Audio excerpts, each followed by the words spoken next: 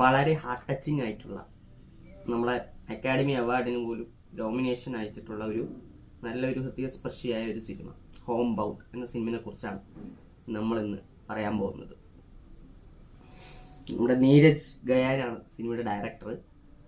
രണ്ട് സുഹൃത്തുക്കള്, ചെറിയൊരു നോർത്ത് ഇന്ത്യയിലെ ചെറിയൊരു ഗ്രാമത്തിൽ ജനിച്ച രണ്ട് സുഹൃത്തുക്കള്.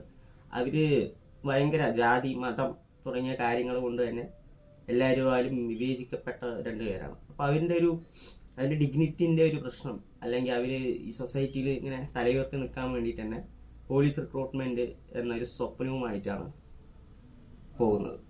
ഈ സിനിമയുടെ തുടക്കം തന്നെ അതാണ്. പിന്നീട് അവരുടെ ആ സ്വപ്നങ്ങൾ സാധിച്ചോ, എന്തൊക്കെ ബുദ്ധിമുട്ടുകളാണ് അവർ നേരിടേണ്ടി വന്നത് തുടങ്ങി കുറെ കാര്യങ്ങൾ പറഞ്ഞു പോകുന്നത്. ഇതൊരു ഇൻസ്പിറേഷണൽ മൂവി അല്ല.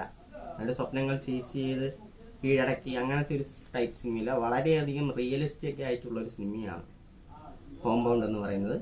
ആദ്യം തന്നെ ഈ രണ്ട് കഥാപാത്രങ്ങൾ, നമ്മുടെ ഷോയബ് അലി, ചന്ദൻ കുമാർ തുടങ്ങിയ രണ്ട് കഥാപാത്രങ്ങൾ നമ്മളെ വളരെയധികം അറ്റാച്ച്ഡ് ആവും, ഇമോഷണലി പെട്ടെന്ന് തന്നെ കണക്ട് ആവും. അവരുടെ സൗഹൃദമാണെങ്കിലും അവന്റെ ലൈഫായാലും, അവന്റെ രണ്ട് ലൈഫും വേറെയാണെങ്കിൽ പോലും അതിന്റെ ഡ്രീം ഒന്നാണ്, അതിന്റെ വഴി ഒന്നാണ്.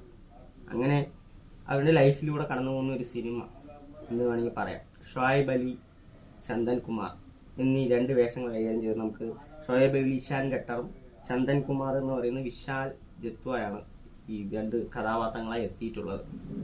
അപ്പൊ അവരെന്ന് പറയുന്നത് പെട്ടെന്ന് തന്നെ നല്ലൊരു ആക്ടിങ് നമുക്ക് കാഴ്ചവെക്കാന്ന് വെച്ചാൽ ആ ക്യാരക്ടറിനെ നമുക്ക് അങ്ങനെ ഉള്ളിലോട്ട് എടുക്കാൻ അവരുടെ പെർഫോമൻസ് വൈസ് നമുക്ക് സാധിച്ചിട്ടുണ്ട്. കാരണം നല്ല ഗംഭീര പെർഫോമൻസ് തന്നെയായിരുന്നു കേട്ടോ രണ്ടുപേരും. നമുക്ക് പെട്ടെന്ന് കണക്ട് ആകുന്ന തരത്തിലുള്ള അവരുടെ സൗഹൃദമായാലും ഇമോഷണൽ സീൻസ് ഒക്കെ ഗംഭീരമായിരുന്നു. ഒപ്പം ഇതില് നായിക എന്ന് പറയാം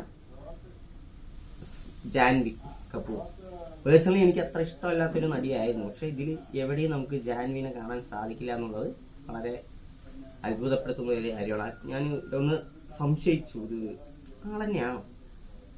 ഞാൻ കാസ്റ്റിനെ കുറിച്ചൊന്നും അങ്ങനെ നോക്കിയിട്ടുണ്ടായിരുന്നില്ല ഈ സിനിമ കാണുന്ന സമയത്ത്. സോ ഒരു വളരെ സ്വീറ്റ് ആയിട്ടുള്ള ഒരു ക്യാരക്ടറാണ്. വളരെ കുറച്ച് സ്ക്രീൻ ടൈമേ ഉള്ളെങ്കിലും നന്നായി തന്നെ ചെയ്തിട്ടുള്ളൊരു സംഭവമാണ്.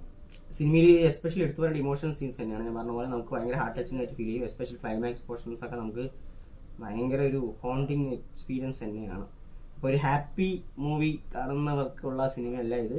വളരെ റിയലിസ്റ്റിക് ആയിട്ടുള്ള ഇമോഷൻസ് ഒക്കെ വർക്കൗട്ട് ചെയ്ത് എടുക്കുന്ന, നമ്മളെ വളരെയധികം സ്പർശിക്കുന്ന ഒരു സിനിമയാണ് ഹോം ബൗണ്ട് എന്ന് പറയുന്നത്. ഗംഭീര പെർഫോമൻസുകൾ കൊണ്ടും ഈ സിനിമയിലെ ഡെപ്ത് കൊണ്ടും നമ്മളെ കീഴ്പ്പെടുത്തുന്ന ഒരു സിനിമയാണ് ഹോം ബൗണ്ട്. അത്രയ്ക്കും ഡെപ്ത് ആയിട്ടുള്ളതാണ്. എസ്പെഷ്യലി ചന്ദൻകുമാറിന്റെ അമ്മയായിട്ട് എത്തിയ ഒരു സ്ത്രീന്റെ ഒരു ക്ലൈമാക്സ് പോർഷനിൽ ഒരു ഗംഭീര പ്രകടനം നമുക്ക് കാണാൻ പറ്റും.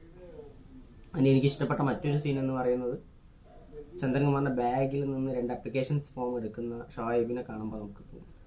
അപ്പോൾ ഈ രണ്ട് സീനുകൾ എൻ്റെ ഫേവറേറ്റ് ആണ്. സോ നമ്മൾ തീർച്ചയായിട്ടും ഈ സിനിമ ഒരു കാണേണ്ട സിനിമ തന്നെയാണ്.